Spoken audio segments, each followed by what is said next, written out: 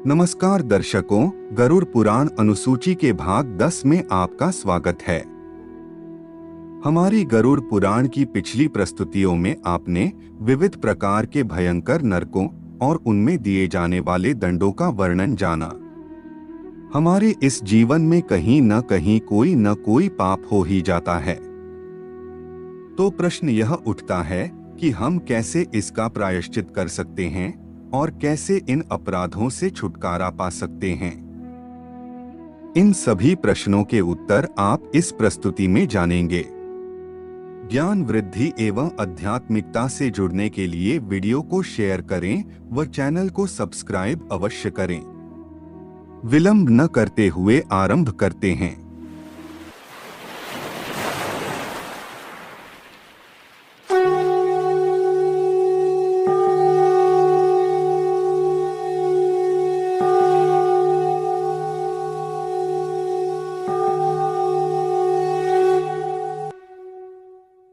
पहले यह समझना होगा कि पाप क्या है। सनातन संस्कृति में पाप अपने द्वारा किए गए गलत कर्मों के लिए प्रयोग किया जाने वाला शब्द है। पाप और कुछ नहीं बल्कि ऐसे कार्य करना है जो ईश्वर की इच्छा के विरुद्ध हो या प्रकृति के नियमों या शास्त्रों के नियमों के विरुद्ध हो। अब प्रश्न यह है कि हम अपने पापों से कैसे छुटकारा पा सकते हैं। हमारे प्राचीन वेदों व पुराणों में हमें कई कथन मिलते हैं जो बताते हैं कि हम अपने पापों को कैसे नष्ट कर सकते हैं। एक प्राचीनतम लघु कथा द्वारा यह सरलता से समझा जा सकता है। प्राचीन काल में एक गांव में सागर नामक व्यक्ति रहता था। वह दान, पुण्य और दूसरों की सहायता करने वाला उत्कृष्ट व्यक्ति था। पूरे गांव में उसकी प्रधानता का बोलबाला था, परंतु बुरी संगति के कारण सागर हर प्रकार के पाप व दोषों में भागीदारी लेने लगा। वह मांसाहार, मदिरापान, वेश्यावृत्ति, जानवरों का शिकार करना आदि जैसे कई प्रकार के कुमार्गों पर चलकर अपने जीवन को नष्ट करने लगा।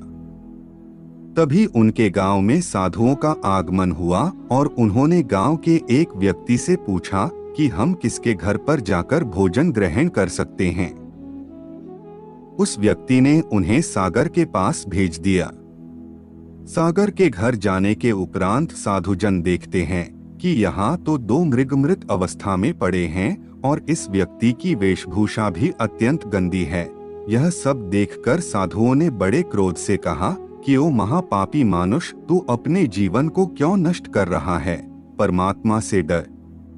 उनका क्रोध देखकर सागर ने उनसे क्षमा मांगी और कहा कि हे साधुओं, मैं दोषी हूँ, मैं महापापी हूँ। मुझे पता है कि जिस मार्ग पर मैं चल रहा हूँ उस पर मुझे विनाश के सिवा कुछ नहीं मिलेगा, परंतु पाप के इस गहरे दलदल से बाहर निकलना सरल नहीं है।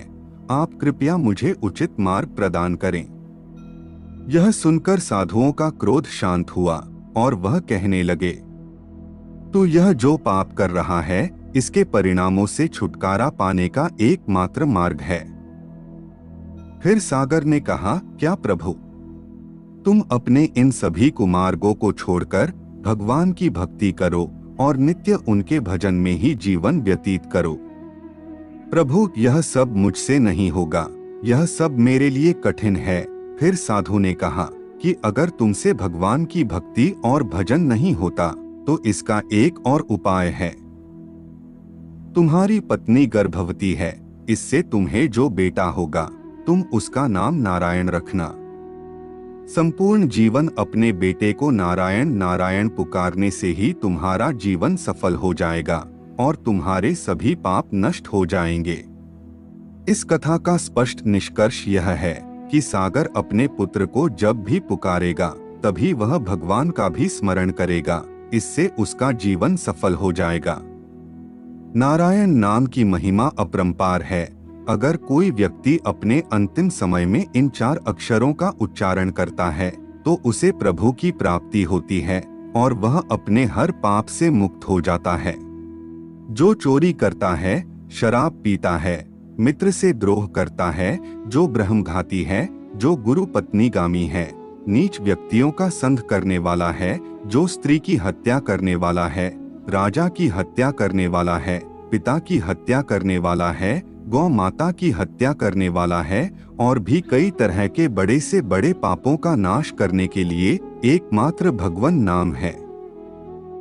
जो हरि नाम का उच्चारण करते हैं, कृष्ण नाम का उच्चारण करते हैं, राम नाम का उच्चारण करते हैं और नारायण नाम का उच्चारण करते हैं, वह सभी पापों से मुक्त हो जाते हैं। समस्त पापों का प्रायश्चित एकमात्र यही है। किसी भी बहाने से भगवान नाम उच्चारण कर लिया जाए तो वह व्यक्ति परम पवित्र हो जाता है। हे गरुड़, धर्मराज मुझे अति प्रिय है, और जो पापी और निर्दयी होते हैं उनके लिए वही यमराज हैं। यमराज स्वयं अपने दूतों से कहते हैं कि अगर किसी व्यक्ति के गले में तुलसी माला है, जीभा पर मेरे स्वामी श्री हरि का नाम है, उन्हें तुम किसी भी तरह की पीड़ा नहीं दोगे और उनका आदर भी करोगे, उन्हें लाने की बात तो दूर, तुम उनकी तरफ देखोगे भी नहीं। जिन व्यक्तियों ने भगवान नाम का उच्चारण नहीं किया, जिसने अपने चित्त से कभी भगवान का चिंतन नहीं किया, जिसने एक बार भी प्रभु को प्रणाम नहीं किया और जिसने भगवत लीला और कथा कभी नहीं सुनी, उन्हें तुम मेरे समक्ष ला सकते हो। यह स्पष्ट है कि जिसने अपने जीवन में किसी भी भाव से भगवान का नाम लिया है, उसे नरक में नहीं जाना पड़ता। स्वयं यमराज, श्रीमद् भगवत गीता और अन्य महापुराण इस बात के साक्षी हैं। भगवान नाम उच्चारण मात्र से ही सारे पापों का प्रायश्चित हो जाएगा।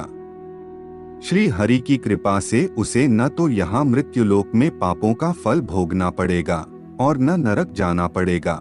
इसमें ना ही कोई धन लगता है और ना ही इसमें कोई नियम है। आप बिना नहाए किसी भी समय या किसी भी स्थान पर नाम जाप कर सकते हैं। ओम नमो नारायण का जाप करते हुए हम आज की प्रस्तुति यहीं समाप्त करते हैं। अब हमारी भेंट गरुड़ पुराण के एक और नए भाग के साथ होगी। आज के लिए केवल इतना ही। जाने से पूर्व वीडियो को लाइक करें व चैनल को सब्सक्राइब अवश्य करें। तब तक के लिए जय जय श्री राम।